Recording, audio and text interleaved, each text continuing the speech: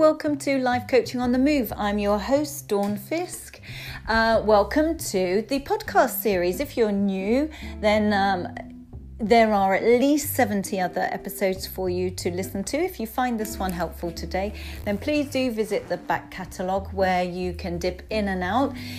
If I had any recommendations, it would be perhaps to start and listen to the first 10. Give the platform for my whole coaching approach, really, and from those everything falls and stems out of it, really. All my talks, all my workshops and things like that, they cover the basics. So if you're going to start anywhere, go to those rather than go backwards from your first episode and listen back to the most recent ones. If you're a regular follower, then thank you so much for coming back. I'm really, really grateful. Please do tell your friends if there is an episode that's been really useful and helped you just at that time. It may well be exactly what they need, particularly these difficult times that we're in. So maybe put it on your social media or a link to one of the episodes, your favorite one. Or just tell your friends about it. Perhaps help them download it. 50% of the population still to this day don't know how to download a podcast or where to find them, etc. And it may be that then once they've got them, they can thoroughly enjoy them while they're doing the ironing, the cleaning, the driving, on the treadmill, out for a walk, whatever it is. It can keep them company and help them at times when they need it. Or let them know that they can listen via YouTube. So if they're on a train or something like that, they can be listening via YouTube as well, just by putting in on the YouTube platform Life Coaching on the Move podcast, or Dawn Fiske, or Milestone Training and Coaching on YouTube. Or they can go onto the website and just press the little play icon at the top on the right, and that takes you straight to the YouTube channel. There are also some presentations there as well, slide presentations and talks that I give. So if you want some extra input, there's also some live tips there, videos. Now I'm going to press on because it's a gorgeous day, and I'm going to get straight into this week's episode of Life Coaching on the Move.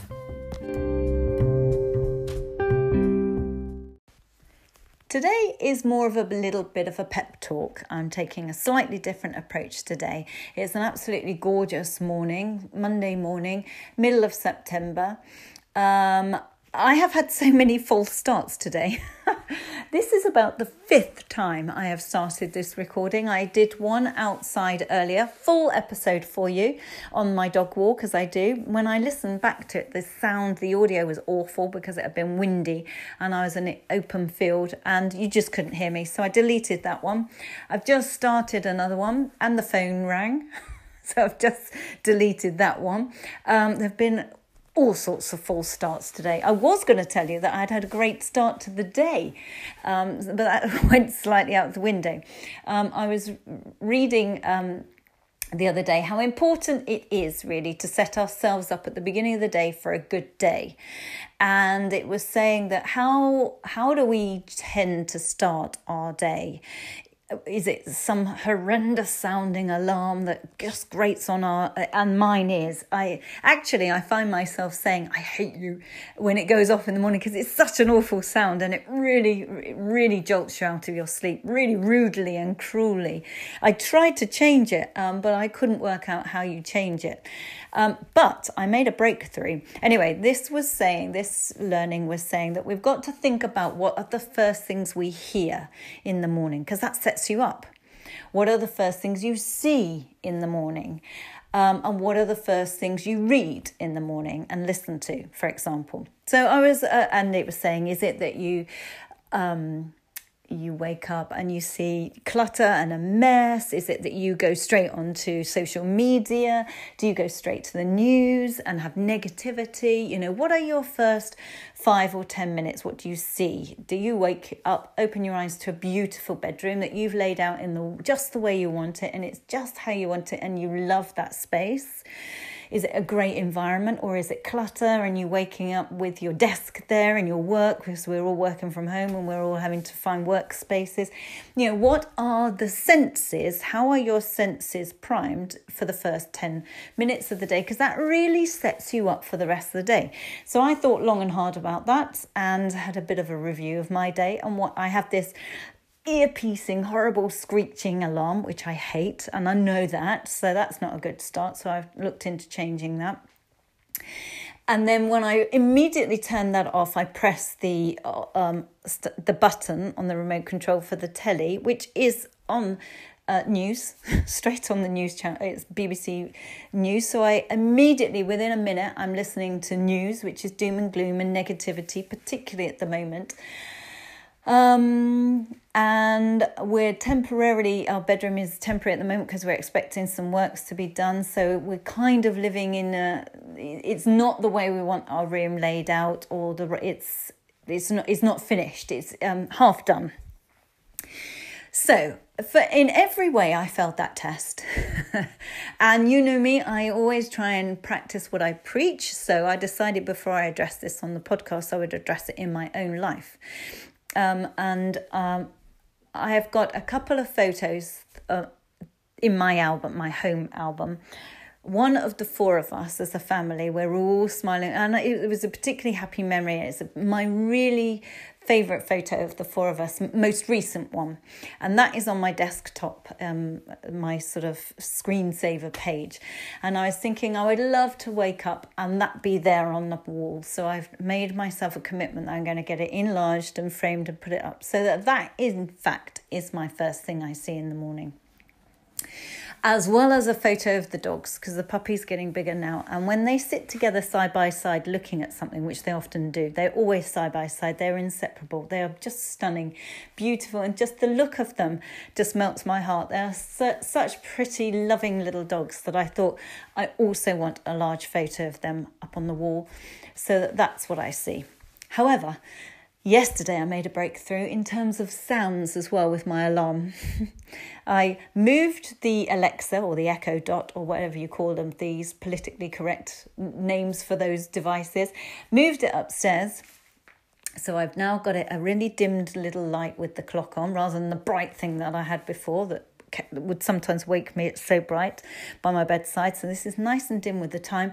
But last night I sussed out how to ask Alexa to wake me at such and such a time this morning with whale sounds.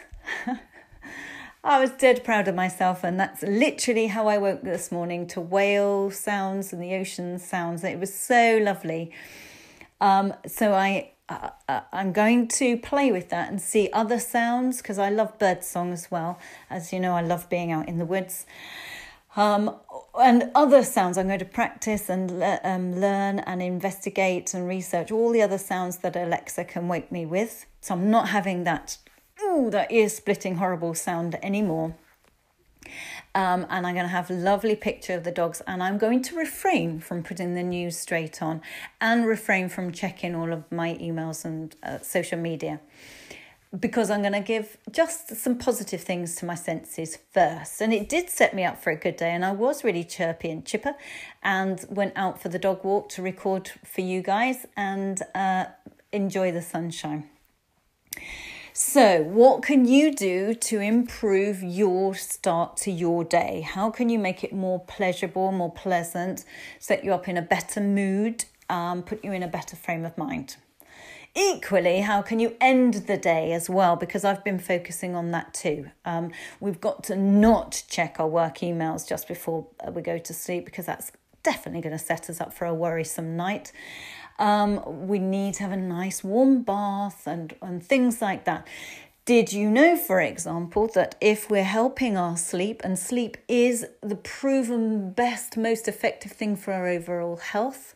If we get good sleep, we can cope with anything. If we get interrupted bad sleep night after night after night, we're just... our mood deteriorates, our ability to concentrate deteriorates, our output deteriorates, our patience, but also our health. Definitely our health is affected by long-term bad poor sleep or inadequate sleep. So we do need to do things in the day. And did you know that if you're trying to help your sleep at night, it's much, much better to get outside and get light into our eyes in the morning before lunch than it is after lunch later in the day. So we've got to get that daylight, that lightness to our eyes in the morning to sort our circadian rhythms out.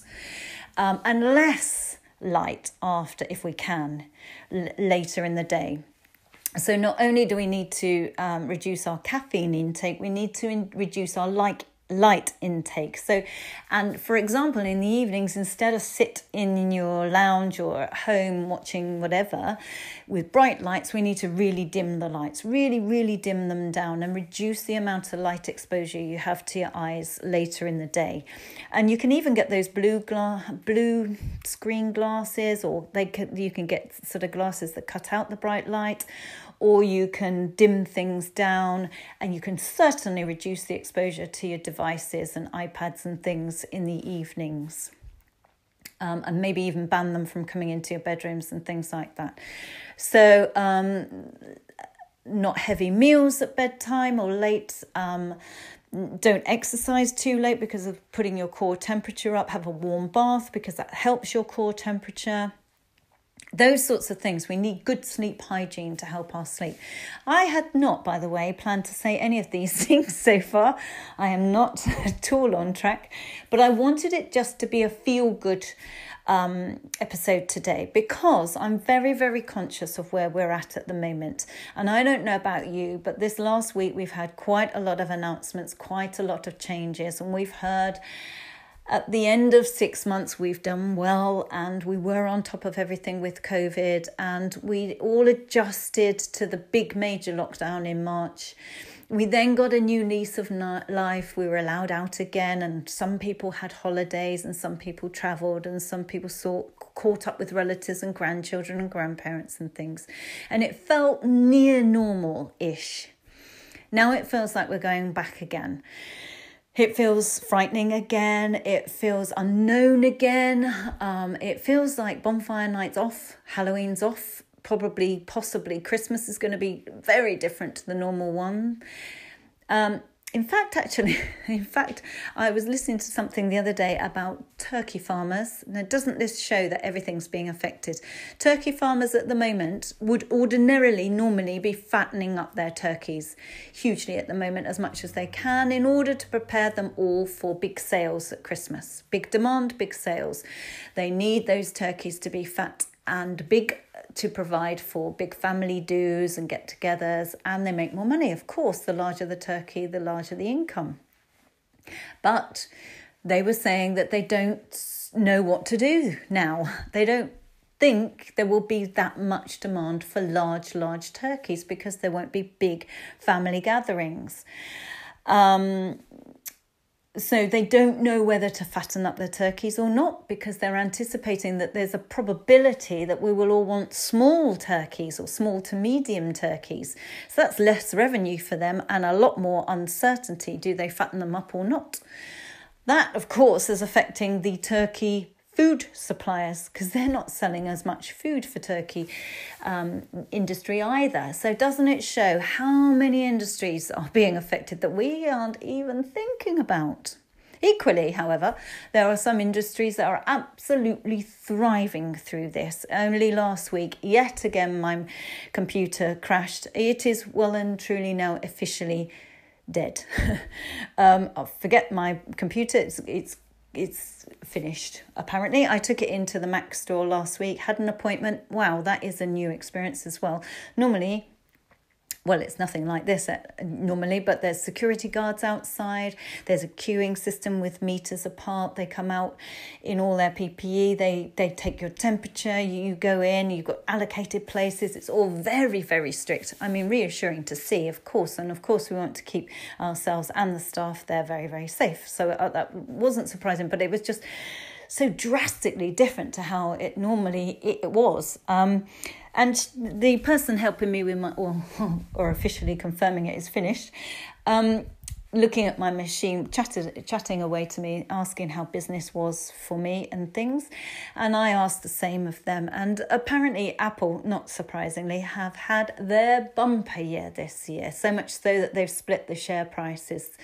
I don't think they've had a better year than this one. So every tragedy or difficulty or challenge or crisis, some people benefit, others don't. And I suppose at the moment, with us all worrying about income and business and the climate and the economy, I guess the trick is to find something that is thriving. As I was saying, we're just looking into having our bedroom and our bathroom done up upstairs. And the bathroom people, we were at the showroom and they were saying as well, they are absolutely thriving. I guess people are staying at home. They're saving money on not going on their holidays this year. Many families have saved money by not having holidays. And therefore they're seeing people invest that in their homes and do up their kitchens or do up their bathrooms or whatever it is. So I think the DIY and the decorating and the home improvement industry is thriving. The computer industry absolutely is thriving, and the technology. We've just, I guess, anybody struggling out there or been made redundant or something, we need to get into an industry that is helping, don't we? And adapt, that's the point. So the whole approach today, I just wanted to say that I feel for you all, for all of us, actually. It's a difficult time. I don't know about you, but this last week with them saying, this could be another 6 months yet of what they're saying at the moment. Things may change further yet. It may get tighter yet. It may not. Do we live with it? How will we all be? Etc., etc. It's very, very unknown again. And at the moment, there still doesn't seem to be daylight at the end of the tunnel. That's what's difficult. There doesn't seem any end to this yet. And I feel so much for the students at the moment who are, in theory, embarking on one of the most exciting times of their lives. They're leaving home for the first time. They're having independence for the first time. They're entering into a whole new chapter with their education and therefore their career and relationships and social and everything else. And yet they're not in some ways, because many of them, we've got friends here that have just gone off to Cardiff and Swansea straight into lockdown.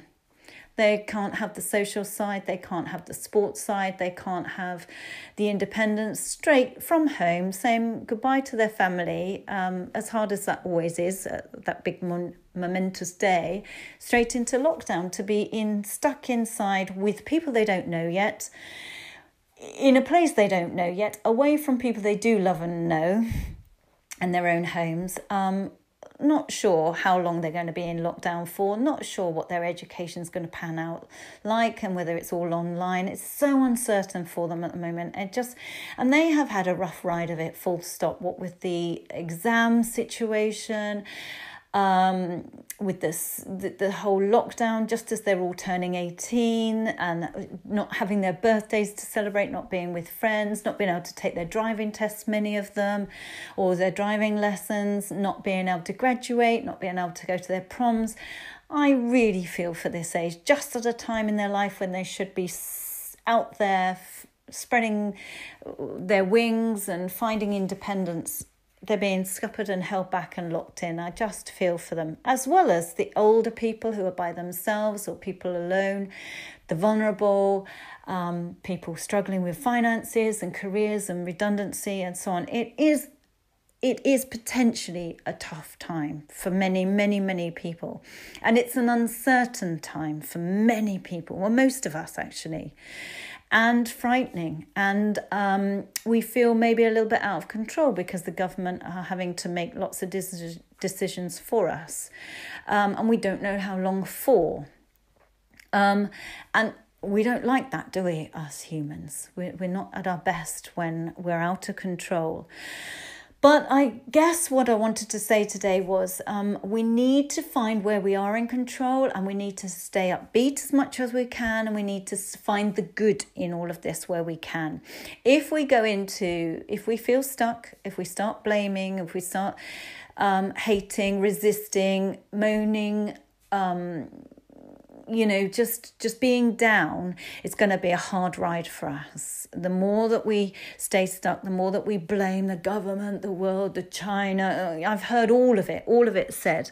The youngsters at the moment are being blamed. There's no point blaming anybody. There's no point going into that mindset, because that makes us, once we start blaming others or other things, other reasons for us being where we are in life, we've instantly gone into victim mentality. And that helps no one. That you stay stuck, you stay negative.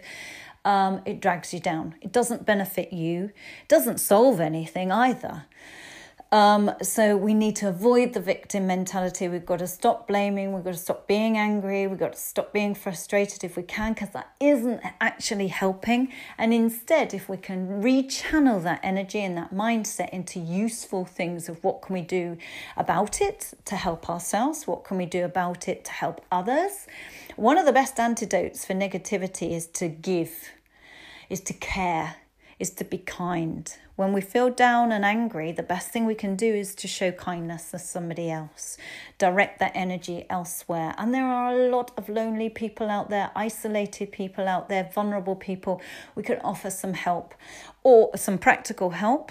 Either that, there are lots of people out there at the moment that are having to self-isolate. For example, one of my friends is a doctor.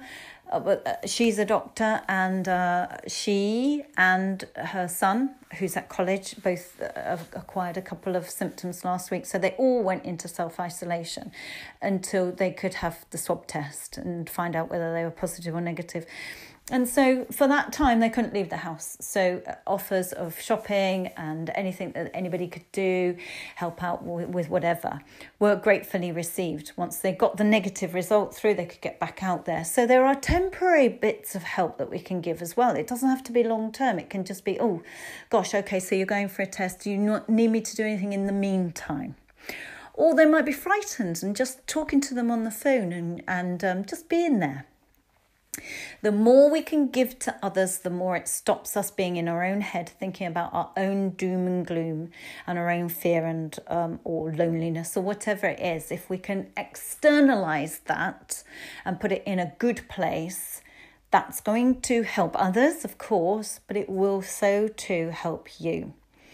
Also, remember that I was reading a really interesting study, actually, that scientists created an environment that they thought was ideal for plant life. It was some kind of biosphere type of massive greenhouse type of environment for all the plants, foliage and trees, and they just all the right light, the right seeds, the right ground, the right amount of water, etc. Just the perfect setting for these plants to thrive.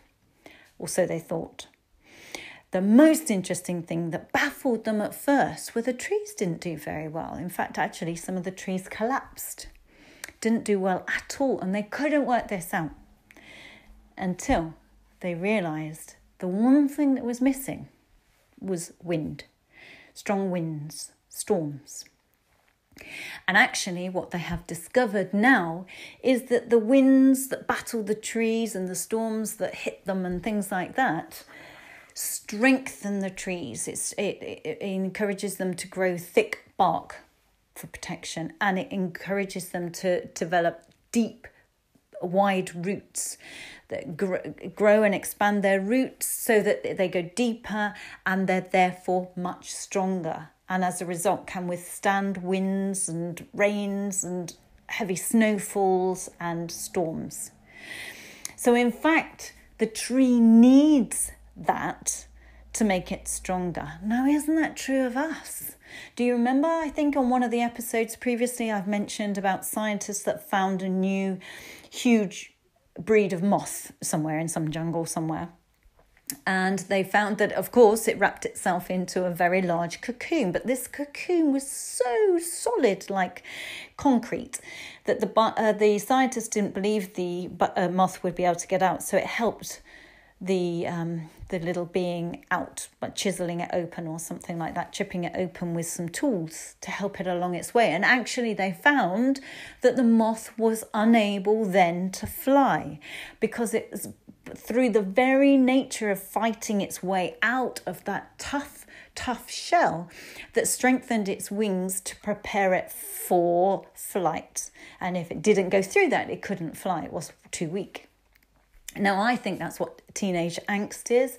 That's why we bicker with our teenagers, and they resist and put up a fight, and they stand up to us and they start questioning our rules and their boundaries and things like that. And it can be difficult having teenagers in the house with stroppy hormones and their moods and their silences and the doors slamming and the resisting our way of life and etc. etc. It's hard. I think it's prepare all that teenage angst and those family atmospheres are preparing us all for letting each other go. It's preparing them to fly. They want their own space and their independence and get out, and they want to create their own rules and their own curfews and times for bed and things like that. And we too are ready for them to go, and massive sigh of relief. Of course, then we regroup as they're more mature adults, and we get on with them in a different way, a much better way, because they've flown the nest and we're not all sort of locking horns, as it were. But going back to the COVID situation, what we've got to hang on to is some hope, some positivity, some hope that nothing lasts forever. This will not last forever. I've just been reading a novel. It was a made-up novel, but most of it was based in Ireland during the potato famine. And I barely knew much about that, but I know it wasn't a real story, but it very much drew on what happened and what they went through. Such an eye-opener of the real famine and the absolute tragedy of that famine, and all of the illnesses at the same time, and the fever and the deaths and the losses. But it didn't last forever. Nothing ever lasts forever. This will be behind us.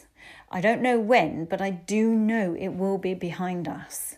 Everything that we face like this, SARS and bird flu, and we get over it. We will get over it. I absolutely believe that. The plague, the potato famine, all of that. You know, there are losses. It is difficult. It is a real challenge, and it is frightening, but it will be behind us soon. I'm certain of that. We've just got to stick together, keep upbeat, keep hopeful, stay sane, look after each other, pull together. I really do believe that's important, that we pull together. We look after the elderly that are still by themselves. We look after the isolated, lonely who are by themselves, and let them know they're not by themselves. We look after people who are temporarily in isolation so that they can just get through those 14 days. And so on. We've got to just help each other out. It makes us feel better as well. So going back to the trees, this difficult time, we are finding out what we're made of. We're finding out what we are made of as a nation, as an animal, as a being.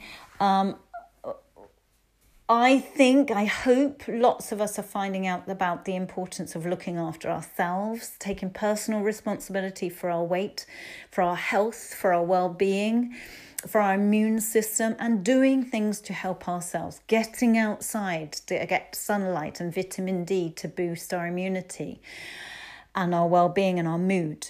Getting outside and doing some exercise, whether it's some dancing in the garden or some skateboarding or some walking or some hiking or some cycling and buying a second-hand bike or whatever it is, it's moving. That's what we've got to do. We've got to get off the sofa and move. Burn off some calories, get the heart racing, get the lungs pumping, get fresh air in there, get outside. We've got to be responsible for what we do and don't eat, or how much we do and don't eat. We know what puts us at risk of COVID. It's weight, it's diabetes, it's blood pressure, all of those things that go with it. And we can do something about that. Most of those things can be reversed. if we just take personal responsibility for it. And we're more likely to do that if we are very social beings. If we pull together and a group of us do it, or you join a weight loss group, or weight control group, or a fitness kind of control, or a fitness group on Zoom. There's loads of free things on Zoom. We can do exercise or yoga or meditation and breathing and some gentle exercise classes or some HIIT classes. We can go out and jog, we can go out and walk, or whatever it is we need to get ourselves outside and move. We could do weights at home by using cans of beans or bottles of squash or whatever it is. We can use our stairs. We can do squats and lunges and star jumps. We can, even in a tiny space, we can do that. Joe Wick's workout. There's so much we can do. There really isn't an excuse to not look after ourselves. We have to look after ourselves in order to look after everybody else or give back to work and those that need from us. So, and we need to look after each other. Our human race depends on that, pulling together and looking after each other. Humans survive by doing that, and we will survive again by doing that. Look at how the NHS are looking after us, and the government are looking after us through the restrictions and trying to keep a balance between our health and the economy and etc. We're all in this together. And if we all pull together, we will come out the other side so much better, with better values, with better health, with better fitness, with a better appreciation of what matters. If you're by yourself, reach out on Zoom or on meetup groups that are probably now changing to more virtual meetup groups. You can Google them, www.meetup.com. There's a meetup area in most of the towns now, or something similar will pop up. Make friends, even if it's virtual. Don't be by yourself. Don't be isolated. There are lots of people out there that are feeling the same, that want somebody to reach out. There are well-being groups, Facebook groups for COVID well-being, COVID mental health, all of those things. They're all out there. Charities for people who are isolated or alone, reach out to them, because they'll get you a kind of mentor or buddy, something like that, volunteer, so that you've got somebody to. My friend is a volunteer, and she has a couple of people that will just ring her when they're struggling, and she will just have half an hour on the phone with them, so that they know they are not alone. There are lots of charities like that where you can be given contact of a buddy when you're feeling that you're struggling or frightened or alone. So don't let that tree be that tree. Let yourself know that you're going to weather the storm, that the wind battering you is helping to make you stronger.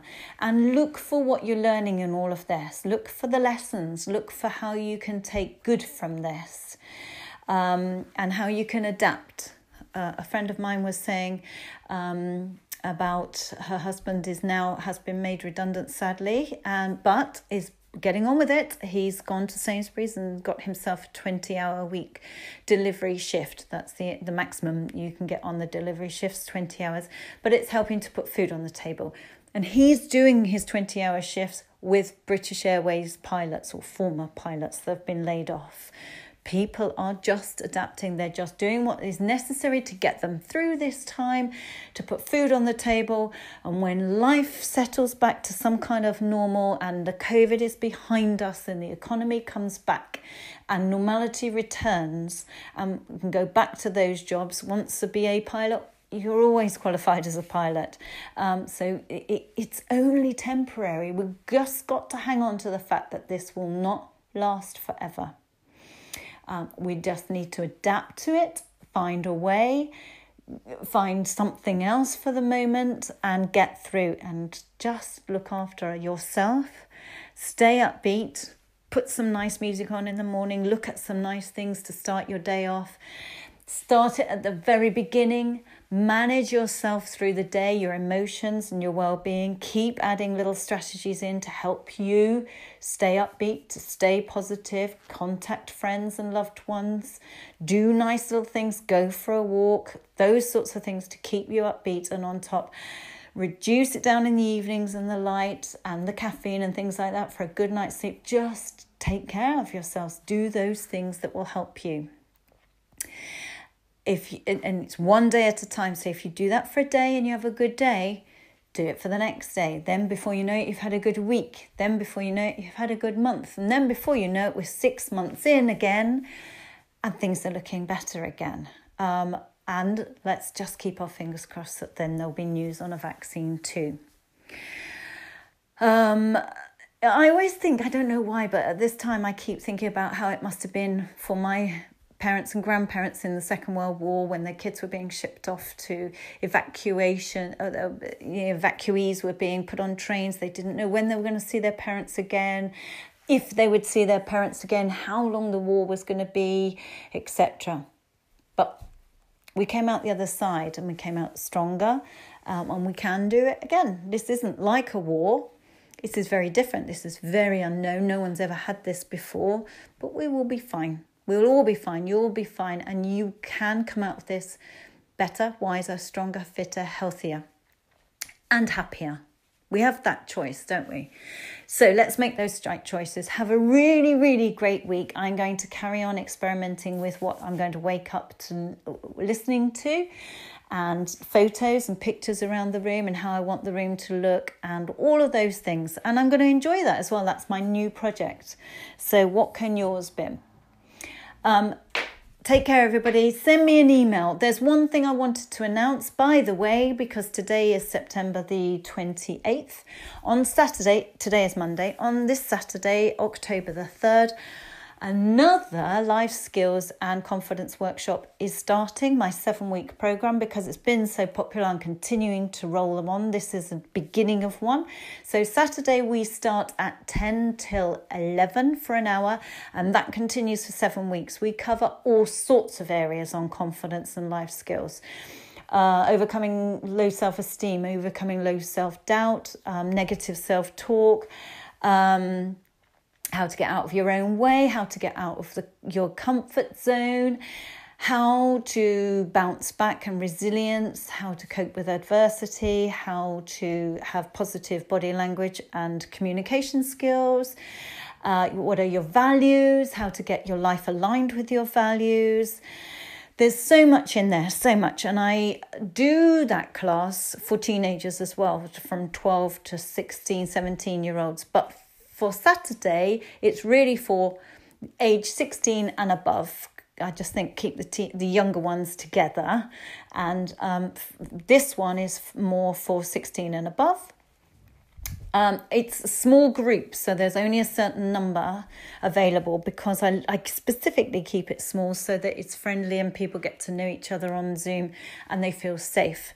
So there are only a few seats available. It's £85, which equates to around £12 and a few pennies per hour, per session. So that's great value, much better value than the cost of one-to-one coaching. If, however, you do want one-to-one coaching, that's equally out there and available. There is also next Tuesday, I think about the 8th of October, a 3-week stress course starting. So that one I'm running for 3 weeks on Zoom, again in a small group. Stress management, all about your stresses, your triggers, your symptoms, and what strategies would work for you in your lifestyle and your challenges. So it's a 3-week program, and that's £50. If you want to sign up for any of those, go to the website www.milestone-coaching.co.uk. You can sign up for the courses, or you can drop me an email for an outline of the program, or you can contact me through the website for one-to-one coaching, and many other things that are on there, or the blog as well you can sign up for. So have a little look around the website. Other than that, have yourselves a really, really good, strong, upbeat week, and I'll talk to you on next week's episode of Life Coaching on the Move. Take care.